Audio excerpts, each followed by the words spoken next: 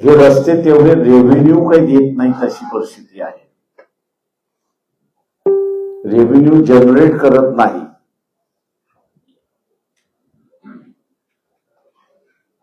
आणि म्हणून सामान्य माणसाच्या विकासाचा निधी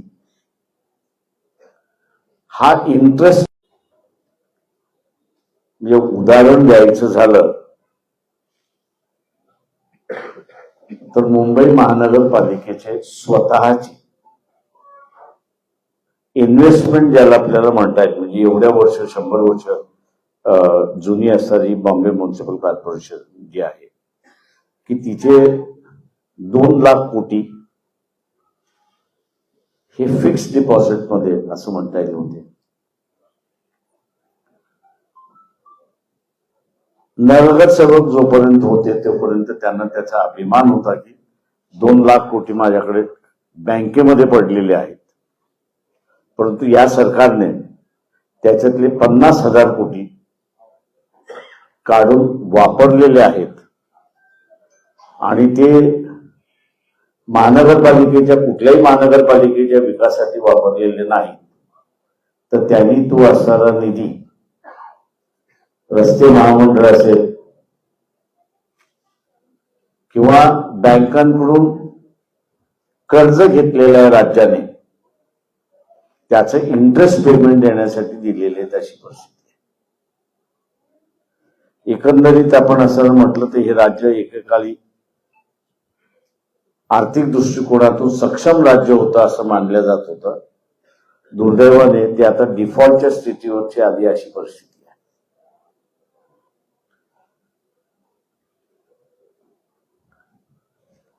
आम्हा सगळ्यांना इथे असताना भीती आहे की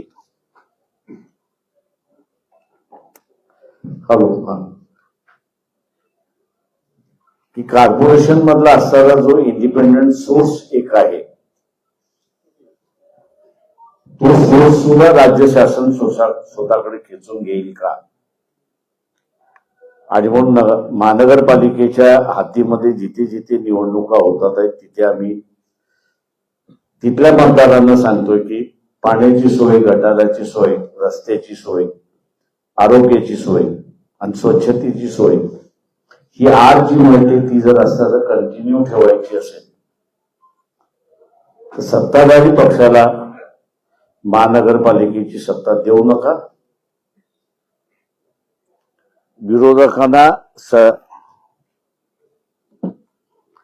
विरोधकांना आपण असताना महानगरपालिकेची सत्ता द्या, म्हणजे नागरिक सुविधा तरी मिळत राहतील. याचं कारण की ते इंडिपेंडंट सोर्स हा ते कायम ठेवतील. सत्ताधाऱ्यांकडे ह्या महानगरपालिका गेल्या तर 2-1 वर्षानंतर या महानगरपालिकेचे हे जे सुविधा देणारे सेंटर्स जे आहेत तेही बंद होतील अशी परिस्थिती आहे. एकंदरीत गंभीर परिस्थिती असं मी त्या ठिकाणी मानतोय. आणि याच गंभीर परिस्थितीचा आम्ही असताना इलेक्शन मधला प्रचार आणि प्रसार करतोय. लोकांनी आम्हाला साथ द्यावी हे आवाहन आपल्या माध्यमातून आम्ही करतो. आपण आता विचार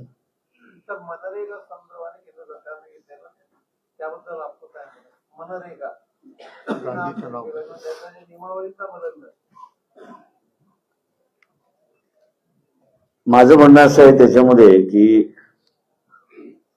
महाराष्ट्र विधानसभेचे असणारे अध्यक्ष वि.स. पागे यांनी ही सुरुवात केली ती पहिली योजना महाराष्ट्रातली 72 साली.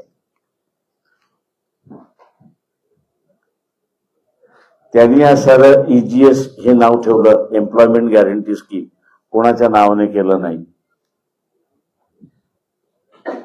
केंद्र शासनाने ज्यावेळेस ती घेतली, काँग्रेसच्या राज्यामध्ये झाली, त्यावेळेस त्यांनी एम्प्लॉयमेंट गॅरंटी स्कीम नाही केली तर त्यांनी असं महात्मा गांधींच्या नावाने केली.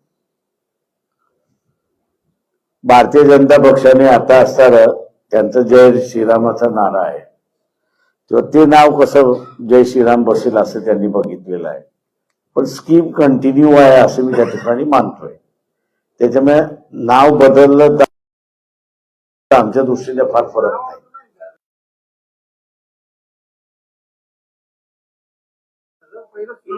निधी देत होतं केंद्र सरकार, आता 40% शासनाला द्यायचं आहे. पहिलं 10% शासन देत होतं, त्याच्यामुळे शासनावर कमीत कमी 4 ते 6 हजार कोटी रुपयाचा दरवर्षी खर्च वाटतो. माझं म्हणणं असं आहे की महाराष्ट्र शासनाला ईजीएसचा निधी खर्च करावा लागत नाही. तुम्ही आणि मी जो प्रोफेशनल टॅक्स महाराष्ट्राचा ईजीएसला जातो, त्याच्यामुळे रेग्युलर टॅक्सेशनच्या पद्धतीने नाही. मी असं म्हणेन की 40% त्यांनी जे म्हटलेलं आहे याच्यापेक्षा महाराष्ट्राची योजना जशीच्या तशी केंद्र शासनाने बीजेपीने कॉपी केली तर प्रत्येक राज्यामध्ये जो सेल्फ एम्प्लॉईड आहे किंवा एम्प्लॉईड आहे त्याला मी एम्प्लॉईड आहे म्हणून कॉन्ट्रीब्युशन द्यावं लागतं.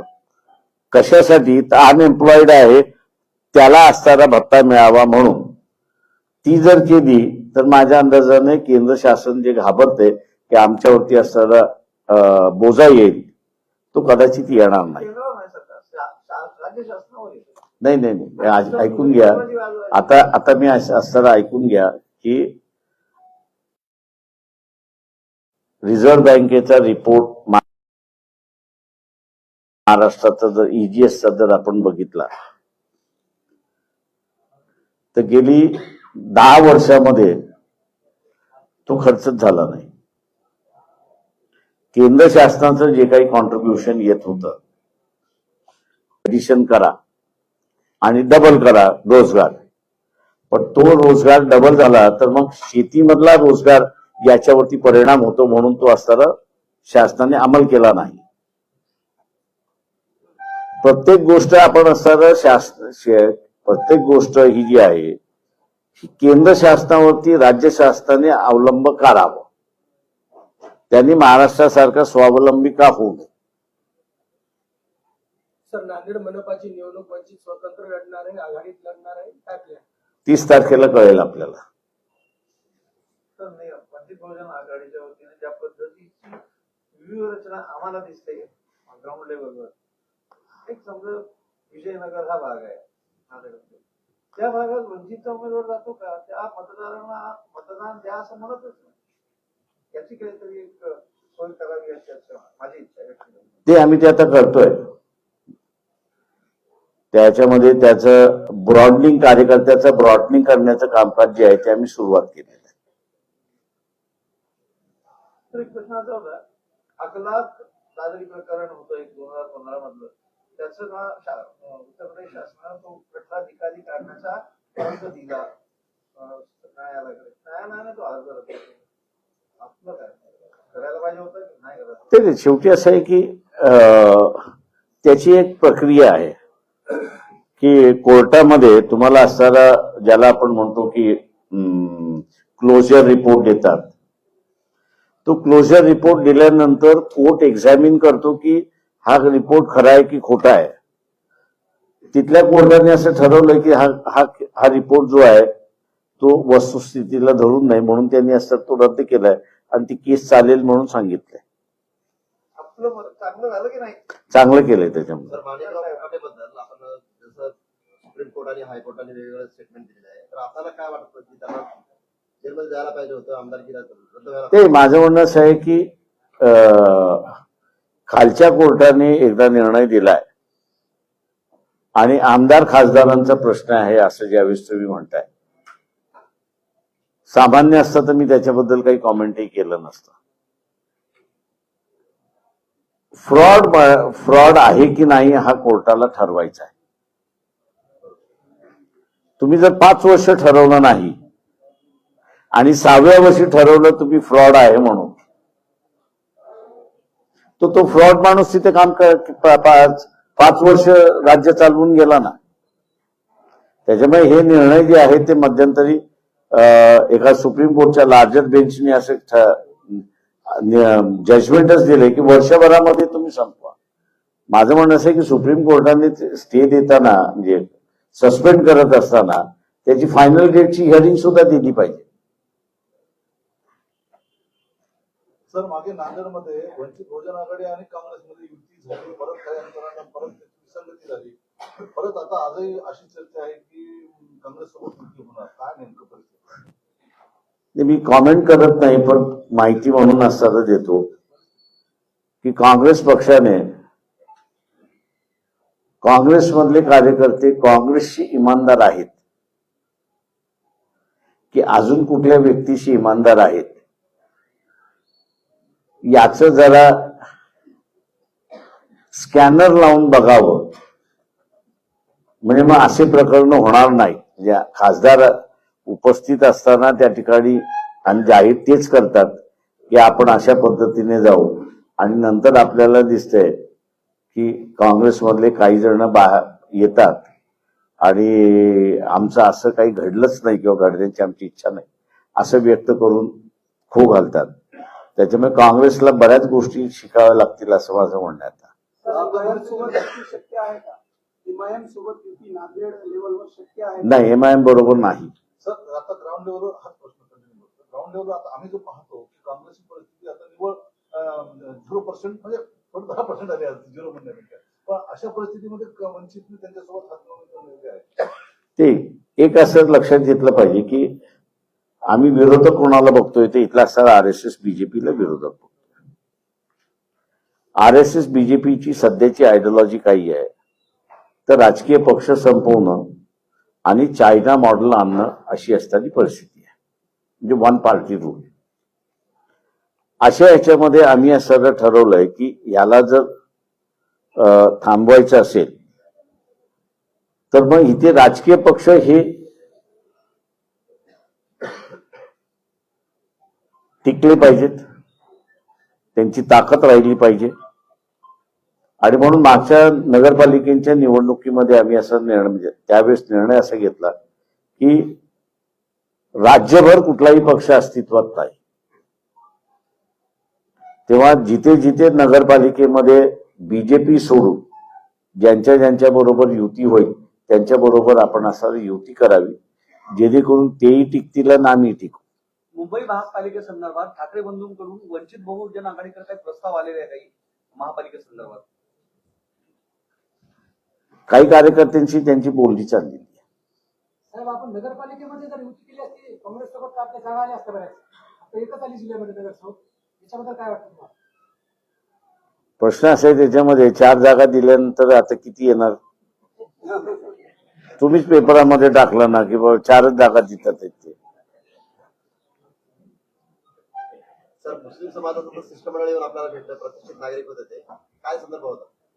ते त्यांचा असताना भेटीचा त्यांचा कन्सर्न जो आहे तो की मुस्लिम टार्गेट केला जातोय, त्याच्यामुळे सेक्युलर फोर्सेसनी एकत्र आली पाहिजेत. सर, वंचित स्वतंत्र लढल्यानंतर अप्रत्यक्ष भाजपाला मदत होते असं वारंवार सांगितलं जातं. मग अशा वेळी काय पर्याय? ते प्रश्न असा आहे की ते नॅरेटिव्ह तुम्ही देता, पण ते वस्तुस्थितीचं नॅरेटिव्ह नाही. आता यांनी जसं सांगितलं की आम्ही विजयनगरमध्ये नाही आहोत. विजयनगर मधलं मतदान कोणाला जातं? भारतीय जनता पक्षाला जातं. तिथे तुम्ही हे सांगत नाही की काँग्रेस नाहीये म्हणून हे झालं. हे जे सिलेक्टिव्हली टार्गेटिंग झालेलं आहे या सगळ्या ह्याच्यामध्ये, त्याचं कारण असं आहे की या राजकारणामध्ये वंचित बहुजन आघाडी माझ्या बरोबरचे असणारे जेवढे सहकारी आहेत त्यांचं कॅरेक्टरही क्लीन आहे आणि फायनान्शियली कुठल्याही व्यवहारामध्ये अडकलेले नाहीत. त्याच्यामुळे आम्हाला अडकू शकत नाहीत. तेव्हा मध्यंतरी काँग्रेस आणि BJP दोघांनी तो प्रयत्न केला होता की आम्हाला असणारं कोणाचं तरी बी टीम करून बदनाम करण्याचा. दुर्दैवाने त्यांच्या खेळामध्ये ते अडकले आणि काँग्रेसची पूर्णपणे ताकद क्षीण झाली असे आपल्याला दिसते. आम्ही आजही म्हणतो की काँग्रेसला आम्ही असणारं मदत करायला तयार आहोत. कंडिशन एकच आहे की तुम्ही आमचं असणारं वजूद, हिंदीमध्ये ज्याला म्हणतो, संपवायला निघालेला आहात. अस्तित्व आमचं तुम्ही जे संपवायला निघालेलं आहात ते काय आम्ही मान्य करणार नाही. त्याच्यामुळे कुठल्या लोकांना आवडतं न आवडतं याचा विचार न करता संघटनात्मक आम्हाला असताना जी पॉलिसी आणि जे मार्ग दिसतोय तो मार्ग आम्ही चौकत राहणार. तर आरएसएसच्या वतीने 2-3 दिवसापासून बांगलादेशातील परिस्थितीबद्दल आंदोलन वेगवेगळ्या देशात जिल्ह्यात वेगवेगळ्या ठिकाणी देशात बांगलादेशमध्ये सुद्धा ते करत आहे. त्याबद्दल आपलं काय मत आहे? कुठे राजकीय मी असताना एक म्हणेन की नेपाळमध्ये भूकंप आला होता, बरोबर आहे. नेपाळमध्ये 90% हिंदू आहेत. आरएसएस ज्यावेळेस मदत करायला गेली त्यावेळेस त्यांना मारून हाकलून दिलेलं होतं आरएसएसला.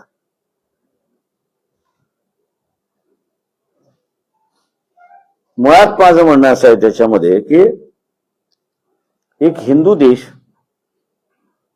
राज्य एका हिंदू संघटनेला बाहेर पाडतो त्यावेळेस दोष कोणाचा?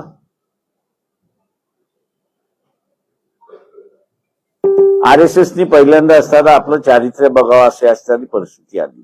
एक यात प्रश्न राहिला दुसरा प्रश्न त्याच्यामध्ये की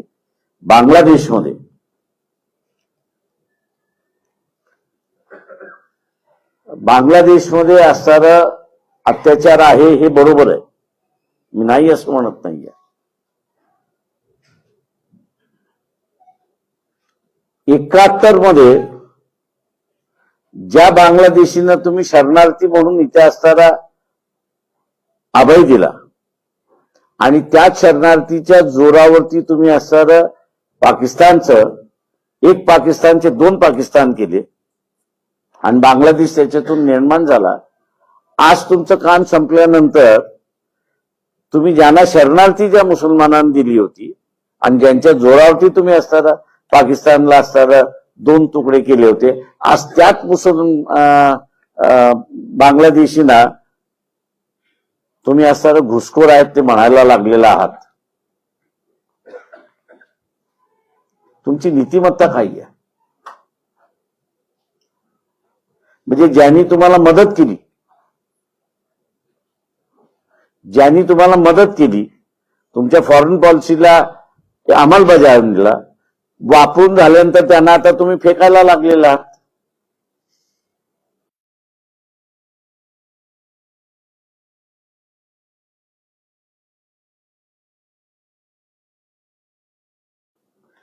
ती रिॲक्शन आहे.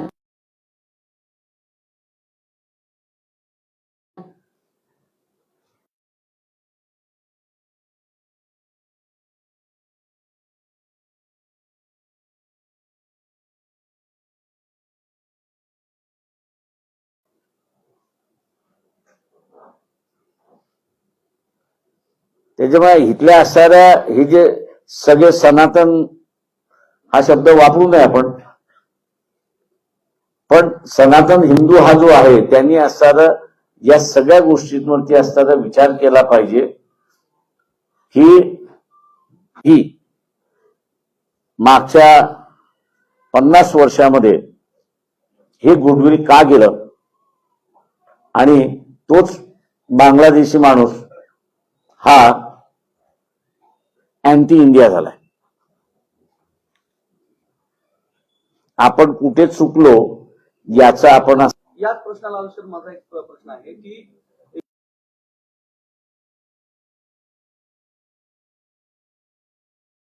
एकीकडं आरएसएस प्रणित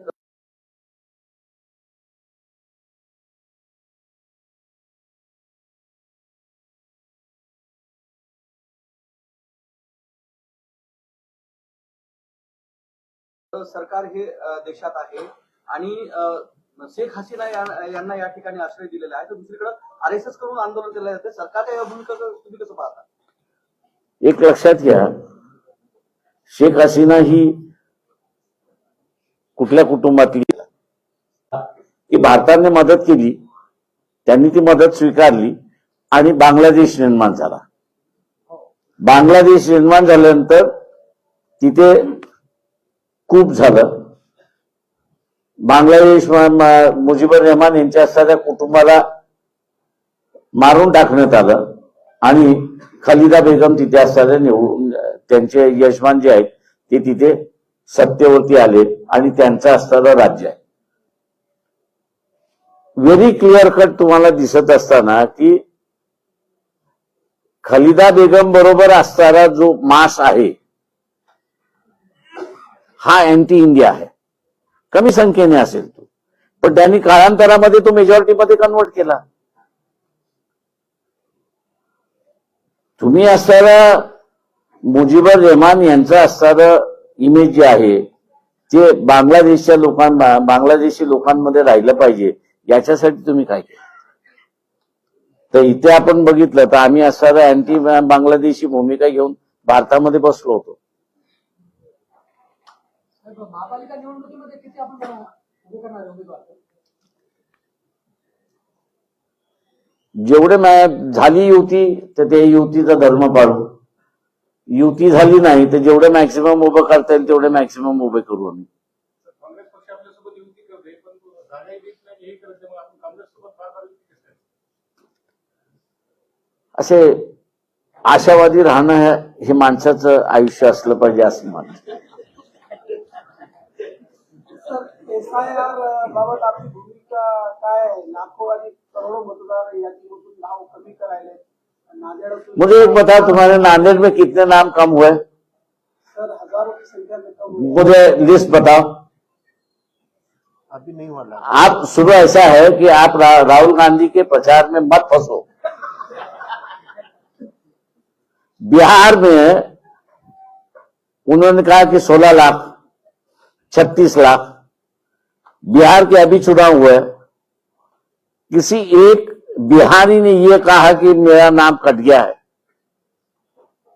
उनकी टेक्निक, नाम निकालने की टेक्निक नहीं है उनकी. ये वोट चोरी का जो मामला है ना, ये गुमराह करने का मामला है. असली मामले को हाथ नहीं डालना है. टेक्निक क्या है सर? हाँ, टेक्निक क्या है? अंदर का आदमी है. आज तुम किसी भी पोलिंग स्टेशन में अधिकारी जो है ना, उससे खाली हमारा नाम ले लो. बोले यार उसको बोलो कि हमारे पीछे मत लगो. ये अगर उसकी जबान नहीं रही तो देखो, सबसे बड़ा कलाकार तो वही है, वही बीजेपी को जिता रहा है. इल्फिंटस फाईल संदर्भात जे चव्हाण आहेत त्यांनी वक्तव्य केलं की येत्या कालावधीमध्ये देशाचा प्रधानमंत्री हा मराठी माणूस असू शकतो. त्यांनी ती फाईल बाहेर काढावी एवढीच फक्त माझी त्यांना विनंती आहे. स्थानिक स्वराज्य अफोर्डेबिलिटी नहीं आपने लोग जो परिणाम आए पिछले दिनों में, इसमें ये देखा गया कि जो पार्टी सत्ता में थी वो लोग एक दूसरे के खिलाफ भी लड़ने के बाद भी जीते और जहाँ पे मिलकर लड़े वहां पे भी जीते. टॉप 3 में यही लोग हैं, तो विकल्प क्यों नहीं बन पा रहा सर इनके खिलाफ? पब्लिक में नेरेटिव क्यों नहीं क्रिएट हो पा रहा? अपोजिशन पार्टी जो है अपना मौका सही ढंग से नहीं निभा पा रही है. ऐसा है, तुम अगर गलत इश्यू को लेके जाएंगे, जैसे मैंने कहा राहुल गांधी का जो है, मैंने 4 बार खरगे को लेटर लिखा कि मैं जो उठा रहा हूं उसके साथ में तुम जुड़ो. अगर आप नहीं जुड़ते हो तो ये मुझे वैसे ही रगड़ देंगे. वो हाईकोर्ट ने भी रगड़ दिया और सुप्रीम कोर्ट ने भी रगड़ दिया, क्योंकि उनको पता है कि ये लड़ेगा तो यहीं लड़ेगा, दिल्ली नहीं लड़ सकता.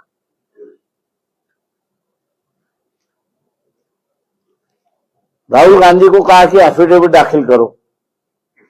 उसने एफिडेविट दाखिल करना चाहिए कि ये 10 कॉन्स्टिट्यूंसीज है जिसमें से ये नाम चले गए हैं. उन्होंने नाम निकाले नहीं है, सिर्फ यहां की बस्ती उठा के वहां पे डाल दिए.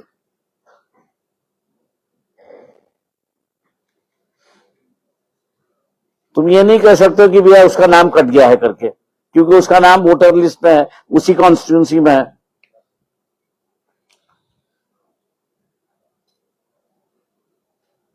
आज भी मैं कह रहा हूं कि बिहार के चुनाव के अंदर अगर आरजेडी और कांग्रेस ढूंढना चाहते हैं क्या है तो मैं उनको रास्ता बताऊंगा. इंटरव्यू में भी कहा था सर कि पश्चिम बंगाल तेलंगाना मैंने आज भी मैंने कह रहा हूं कि तमिलनाडु और वेस्ट बंगाल, ये दोनों मेरे साथ में बैठे, बैलेट पे वोटिंग कैसे कर ले आना है ये भी उनको बता दूंगा। तो मेरी पूछने का तरीका कुछ आपको पसंद आया तो नाराज मत होना। नहीं ना, मैं ये चाहता हूँ कि आप खुद क्यों नहीं बता, आप खुद ही बता दो। वो बता के करो। सवाल ऐसा है कि मैंने अगर बता दिया, बताने में मुझे कोई हर्ज नहीं है, लेकिन सामने वाला उस रास्ते को बंद कर देगा। मैं यही कह रहा हूं कि भी आप डरते क्यों हो। स्टालिन को भी मैंने मैसेज भेजा और ममता बनर्जी को मैसेज भेजा कि मुझे मिलना है, एक बार नहीं 10 बार भेजे। रशिया होगा सर कुछ इनके बाद हिंदुस्तान। उससे बहुत खराब होगा।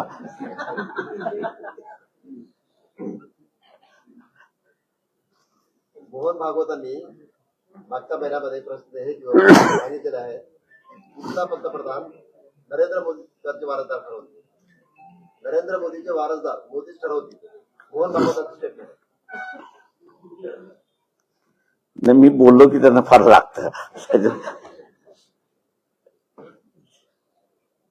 परिस्थिती अशी आहे आज, बाळासाहेब आंबेडकर बोलतात, बाळासाहेब आंबेडकर विचार मांडतात आणि ते विचाराला कुठेही क्रॉसिंग नाही, म्हणजे त्या विचाराला दुमत नाही असे मानतात.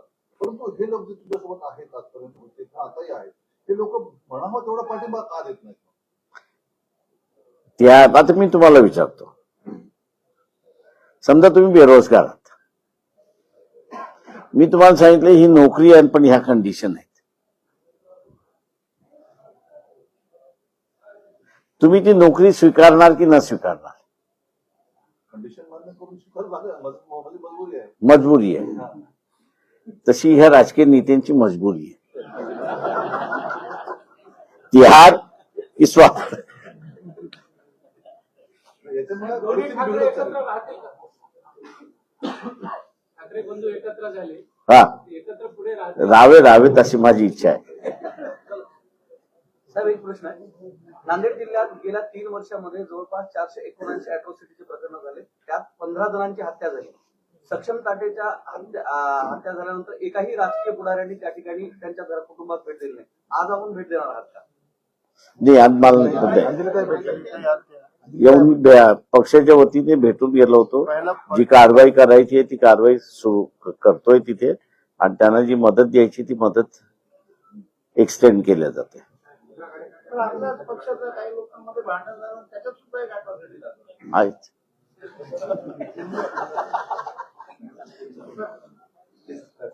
चला, थँक्यू.